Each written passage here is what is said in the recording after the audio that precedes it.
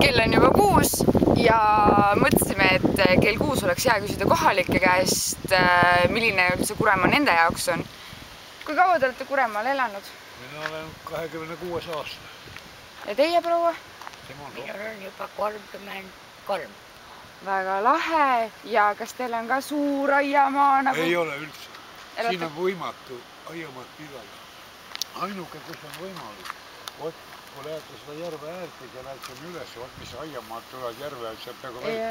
Vot seal on ainult võimalik, sest seal on aknad ja kõik näevad. Aga muidu varastus on puhtaks. Ainult see rõõm on, et maha paned ja rohid.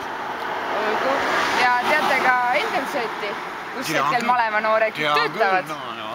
Manatammel ja Sööt siia meelitasiti.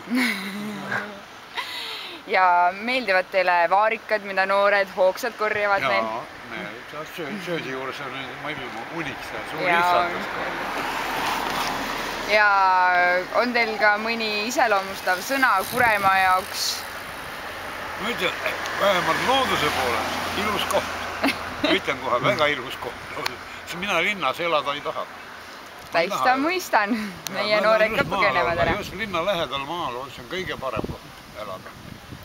Olgu, aitäh teile!